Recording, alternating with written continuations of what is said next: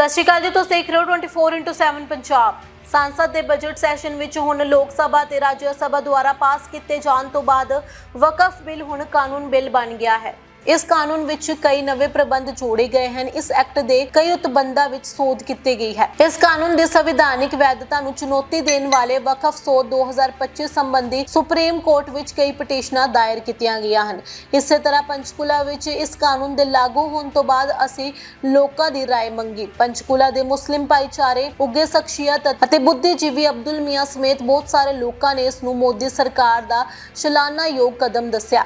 ਅਬਦੁਲ ਮੀਆਂ ਨੇ ਕਿਹਾ ਕਿ ਇਸ ਕਾਨੂੰਨ ਦੇ ਬਣਨ ਤੋਂ ਬਾਅਦ ਦੇਸ਼ ਵਿੱਚ ਲੱਖਾਂ ਏਕੜ ਜ਼ਮੀਨ ਜੋ ਕਿ ਵਕਫ ਹੈ ਔਰ ਹੋਰ ਲੋਕਾਂ ਦੇ ਕਬਜ਼ੇ ਵਿੱਚ ਹੈ, ਹੁਣ ਸਰਕਾਰ ਆਪਣੀ ਨਿਗਰਾਨੀ ਹੇਠ ਕਬਜ਼ੇ ਤੋਂ ਮੁਕਤ ਕਰਾਏਗੀ ਅਤੇ ਮੁਸਲਿਮ ਭਾਈਚਾਰੇ ਦੇ ਹਿੱਤ ਵਿੱਚ ਇਹਨਾਂ ਜ਼ਮੀਨਾਂ ਤੇ ਸਕੂਲ, ਹਸਪਤਾਲ ਅਤੇ ਹੋਰ ਸੰਸਥਾਵਾਂ ਖੋਲੀਆਂ ਜਾਣਗੀਆਂ, ਜਿਸ ਨਾਲ ਮੁਸਲਿਮ ਭਾਈਚਾਰੇ ਦੀਆਂ ਆਉਣ ਵਾਲੀਆਂ ਪੀੜ੍ਹੀਆਂ ਨੂੰ ਲਾਭ ਹੋਵੇਗਾ। ਉਹਨਾਂ ਨੇ ਕਿਹਾ ਕਿ ਵਕਫ ਸੋਧ ਐਕਟ ਦੇ ਲਾਗੂ ਹੋਣ ਤੋਂ ਬਾਅਦ ਨਾ ਸਿਰਫ ਵਕਫ ਬੋਰਡ ਵਿੱਚ ਸੁਧਾਰ ਹੋਵੇਗਾ, ਸਗੋਂ ਸਮਾਜ ਵਿੱਚ ਸ਼ਾਂਤੀ ਅਤੇ ਭਾਈਚਾਰਾ ਵੀ ਵਧੇਗਾ। ਉਹਨਾਂ ਨੇ ਕਿਹਾ ਕਿ ਮੋਦੀ ਸਰਕਾਰ ਨੇ ਇਸ ਕਦਮ ਦੇ ਨਾਲ ਦੇਸ਼ ਦੇ ਮੁਸਲਮਾਨਾਂ ਦੀ ਹਾਲਤ ਹੋਰ ਸੁਧਰੇਗੀ ਤੇ ਉਹਨਾਂ ਨੂੰ ਸੁਰੱਖਿਅਤ ਵੀ ਬਣਾਇਆ ਜਾਵੇਗਾ। ਵਿਰੋਧੀ ਆਗੂਆਂ ਅਤੇ ਹੋਰ ਬਹੁਤ ਸਾਰੇ ਲੋਕਾਂ ਵੱਲੋਂ ਸੁਪਰੀਮ ਕੋਰਟ ਵਿੱਚ ਪਹੁੰਚ ਕਰਨ ਅਤੇ ਕਾਨੂੰਨ ਵਿਰੁੱਧ ਪਟੀਸ਼ਨ ਦਾਇਰ ਕਰਨ ਬਾਅਦ ਅਤੁਲ ਮੀਆਂ ਨੇ ਕਿਹਾ ਕਿ ਜਦੋਂ ਵੀ ਮੁਸਲਮਾਨਾਂ ਦੇ ਹਿੱਤ ਲਈ ਕੋਈ ਕਾਨੂੰਨ ਬਣਾਇਆ ਜਾਂਦਾ ਹੈ ਤਾਂ ਵਿਰੋਧੀ ਧਿਰ ਹਮੇਸ਼ਾ ਉਸ ਤੇ ਹੰਗਾਮਾ ਕਰਦੀ ਹੈ, ਕਿਉਂਕਿ ਕਾਂਗਰਸ ਅਤੇ ਹੋਰ ਛੋਟੀਆਂ ਪਾਰਟੀਆਂ ਨੇ ਹਮੇਸ਼ਾ ਮੁਸਲਮਾਨਾਂ ਨੂੰ ਅਨਪੜ੍ਹ ਰੱਖਿਆ ਹੈ ਅਤੇ ਉਹਨਾਂ ਨੂੰ ਵੋਟ ਬੈਂਕ ਵਜੋਂ ਵਰਤਿਆ ਹੈ। ਪਰ ਅੱਜ ਦੇ ਮੁਸਲਮਾਨ ਸਿੱਖਿਅਤ ਹੋ ਰਹੇ ਹਨ ਤੇ ਆਪਣੇ ਲਈ ਬਣ ਰਹੇ ਨਿਯਮ ਅਤੇ ਕਾਨੂੰਨ ਬਾਰੇ ਆਪਣੇ ਆਪ ਨੂੰ ਜਾਣੂ ਵੀ ਰੱਖ ਰਹੇ ਹਨ। ਉਹਨਾਂ ਨੇ ਕਿਹਾ ਕਿ ਅੱਜ ਦੇ ਮੁਸਲਮਾਨ ਅਜਿਹੇ ਕਿਸੇ ਵੀ ਗੁੰਮਨਾਹ ਕਰਨ ਜਾਂ ਅਫਵਾਹਾਂ ਵੱਲ ਧਿਆਨ ਨਹੀਂ ਦਿੰਦੇ। ਪੰਚਕੂਲਾ ਦੇ ਮੁਸਲਿਮ ਭਾਈਚਾਰੇ ਨੇ ਇੱਕ ਹੋਰ ਸਮਾਜ ਸੇਵਕ ਕ੍ਰਿਸ਼ਨ ਅਲੀ ਨੇ ਵੀ ਕੇਂਦਰ ਸਰਕਾਰ ਵੱਲੋਂ ਚੁੱਕੇ ਗਏ ਇਸ ਕਦਮ ਦੀ ਸ਼ਲਾਘਾ ਕੀਤੀ है। मैंने बताया था वक्फ बिल के बारे में, मानो जैसे कोर्ट में मैटर है गया हुआ है, चलो ठीक है, कोर्ट का हमने पहले भी स्वागत किया और अभी भी स्वागत करेंगे और करते भी रहेंगे। और अगर समाज के या किसी कौम के हिसाब से कोर्ट कोई फैसला गलत दे नहीं सकता और दे सकता है तो चैलेंज भी होता है। पर जैसे हमारे मुसलमानों में ज़्यादातर ये हम सुनने में आ रहे हैं कि जी हमारी मस्जिदें छीन ली जाएंगी, हमारे मज़ार तोड़ दिए जाएंगे, हमारी ईदगाहें ख़त्म कर दी जाएंगी। ऐसा जो एक अफवाह है, कि मैं फिर भी कहूँगा अफवाह है, ये बार बार कहूँगा कि अफवाह है, ऐसा कुछ नहीं है। जैसे कि NRC में बहुत बड़ी अफवाह थी, 3 तलाक वाले मसले पर भी बहुत बड़ी अफवाह थी और 370 वाले मसले पर भी बहुत बड़ी अफवाह थी। अच्छा, क्राइम को ख़त्म करने वाले मामले पे भी बहुत बड़ी अफवाह थी। पर ये हमने देखा कि अपनी लाइफ अपने पीछे भी देखी है, हमने बहुत डर की ज़िंदगी जी है, इसका कोई जवाब नहीं। जो सत्ता हमारे यहाँ मुलायम सिंह के टाइम से लेके मायावती के टाइम की भी सरकार देखी, मुलायम सिंह जी के टाइम की भी सरकार देखी, कांग्रेस की भी सरकार देखी और ये भी सरकार देख रहे हैं। जो सरकार ने सभी धर्मों का जो हिसाब किताब अच्छा बनाया है वो और सरकारें नहीं बना पाई।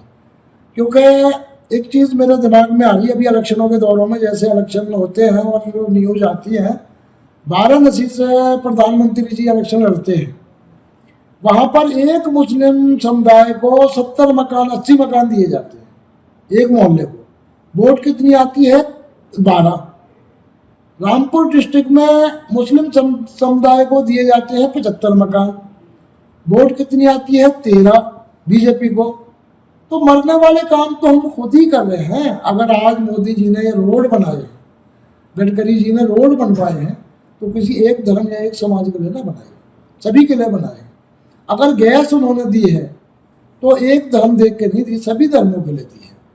बल्कि कई बार तो मन ये दुखी होता है कि मरने वाले काम हम स्वयं करते हैं। किसी को बुरा कहेंगे, अगर किसी को हम गाली देंगे तो हो सकता है वो ताकत भरे तो थप्पड़ तो मारेगा हमारे, तो थप्पड़ हम खुद खाना चाहते हैं। बेशक मुसलमान या कोई भी धर्म के आदमी को अगर मेरी बात बुरी लगती है, लगी रहो, पर ये मैं बिल्कुल दिल से तोलता हूँ, जानता हूँ कि हम जानबूझ कर अपना बुरा करवाना चाहते हैं, जो कि ये सरकार इस तरह नहीं करना चाहती।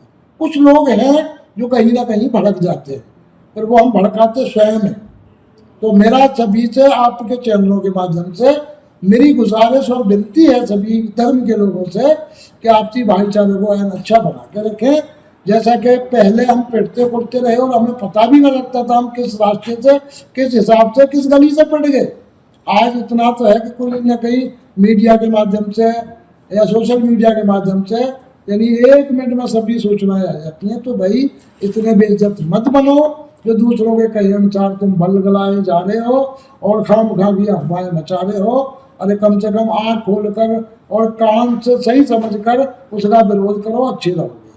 खामखा वही वाली बात कि बटोगे तो कटोगे। किसी एक व्यक्ति के लिए ने कहा हम एक परिवार ही है, अगर हम परिवार में बटेंगे तो कटेंगे पिटेंगे।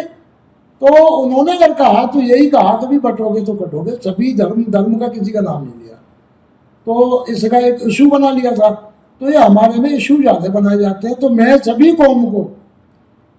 कौम से मैं रिक्वेस्ट करना चाहता हूँ कि भाई ऐसे काम न करो जो तुम कटो या बटो या पिटो, खामखा के विरोधों में मत आओ। जायज तरीके से जो भी बातें हैं वो सुन समझ के अपना अगर जो हक की बात है उस पर बिल्कुल निर्भर खड़े रहो। सरकार मानेगी, कोर्ट कचहरी है, कानून है, बिल्कुल मानेगा।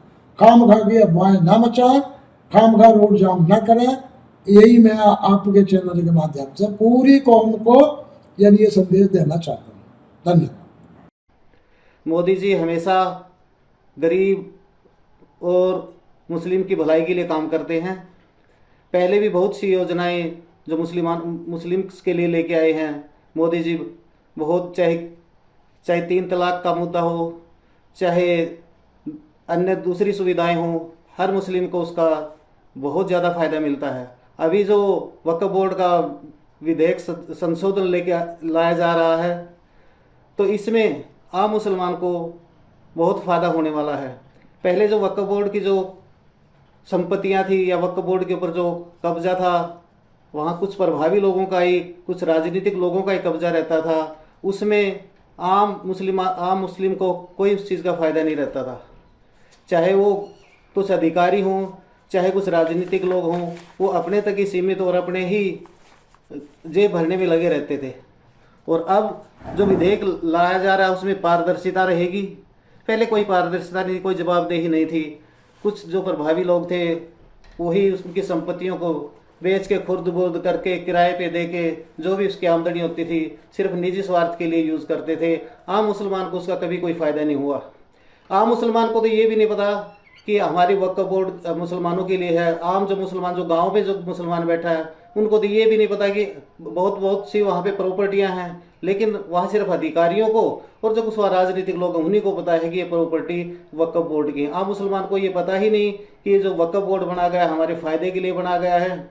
और जैसे भी जो वक्फ बोर्ड बनाया गया था, जो गरीब लोग थे, गरीब मुसलमान थे, उनके उत्थान के लिए, चाहे उनकी पढ़ाई के लिए, चाहे उनके कौशल के लिए, ऐसे जो उनको आम धारा में लाया जाए इस करके जो वो बोर्ड बनाया गया था। लेकिन वो कुछ लोगों का अपना एकाधिकार है बोर्ड के ऊपर। अब जो विधायक लाया जा रहा है इसमें हर आदमी की, हर अधिकारी की, बोर्ड के हर सदस्य की जवाबदेही होगी। तो सरकार का जो विधेयक लाया जा रहा है हम उसका समर्थन करते हैं। नमस्कार, जय हिंद। ये तो हमें तो ये सही लगता है जब सरकार लेके आ रही है मुसलमान के लिए, अच्छा ही ले रही है। पर यह मस्जिद है, दरगाह, ये कब्रस्तान है, ये नहीं टूटने चाहिए। बाकी सरकार अभी 3 तलाक लाई थी, ये सब कुछ लाई थी, सही लाई थी, कोई मुसलमान से कोई दिक्कत नहीं। ये लोग वह भड़का रहे हैं, ये कर रहे हैं, लड़ाई झगड़े ये हो रहे हैं। अब मैं यूपी में पहले रात को जाता था तो डर लगता था। अब मैं रात के 12 बजे या 1 बजे 2 बजे जाता हूँ मोटरसाइकिल से, कोई दिक्कत नहीं आती, पूरा साफ है। ये तो उन्होंने बहुत बड़ी काम करा है। अब कोई दिक्कत नहीं आती। पहले डरते थे, मैं यहाँ रात को कोई कहाँ जाऊँगी हम, ये डरता था। अब रात को भी सफर करता हूँ, कोई डर नहीं लगता। अमन चैन बढ़ा है हरियाणा में भी, जिसे भाईचारा जो है मुस्लिम हाँ, भाईचारा हमारा भी है। मेरे यार दोस्त हैं, 10-15 हिंदू हैं, हम साथ में खाना खाते हैं एक ही में। वो मेरे साथ खाते हैं, मैं उनके साथ खाता हूँ। आपस में ऐसा कोई नहीं है ये मुसलमान है, ये हिंदू है, मैं इसके साथ नहीं रहूँगा, ये ऐसा भी नहीं, ऐसा कुछ नहीं है। नया कानून से सरकार जैसे दावा कर रही है कि जो जमीनें हैं जो कुछ अन्य लोगों ने कब्जा रखी हैं, वक्फ की जमीनें हैं, तो उनसे वो कब्जे छुड़वा के वक्फ के नाम लीगल तौर पर रजिस्ट्री कराई जाएगी। और कल को जो मुस्लिम समाज है उनके लिए वहां पर कुछ इस तरह के इंस्टीट्यूट बनते हैं, कोई शिक्षा को लेकर, चिकित्सा को लेकर, बढ़िया तो इससे सुधार होगा। हाँ बढ़िया है। जैसे जिसने कब्जा कर रखा है जो छूटेंगे, कोई कॉलेज बन जाए या हॉस्पिटल बन जाए, शादी हॉल बन जाए, ये तो आने में फायदा बढ़िया है, ये तो होनी चाहिए। तो मुस्लिम आने वाली जो पीढ़ी है, बच्चे हैं, उनके लिए सुधार होगा। इस कानून को तो जैसे हमें अमन अमानी चाहिए, जो जो जय चल रहा है वो चलने दो, जो हमारा काम होएगा, जो हमारे लिए करेगी सरकार, तो फिर तो ठीक है, और नहीं हमारे उसके हक में नहीं करती है तो फिर वो गलत है। जी, जैसे कई लोग ये भी कह रहे हैं कि जो पुरानी जो जमीनें हैं वक्फ की और या मस्जिद हैं उनको तोड़ेंगे, इस तरीके की कई तरह की बातें लोग समाज में फैला रहे हैं, लेकिन सरकार ये दावा कर रही है कि उनको नहीं छुआ जाएगा, बल्कि जो किसी ने जमीन कब्जे की हुई है वक्फ बोर्ड की, उनको उनसे लेकर इसकी रजिस्ट्री जो है मुस्लिम समाज के ही हक में करके और उसके हित के लिए यूज की जाएगी। तो आप इस कानून की सहमत हैं इससे? जी बिल्कुल, इसीलिए हमारी मस्जिदें नहीं टूटती है और आगे हमें कोई नुकसान नहीं पहुंचाता है, तो फिर तो हम इसके लिए समर्थन करते हैं। और हमारे लिए कोई नुकसान है तो फिर तो कोई फायदा नहीं। वक्फ बोर्ड की हमारी ज़मीन जो है वो तो हमारे हक में ही आएगी ना, हमारे बाप दादा परदादा के नाम की ज़मीन है वो दान करी।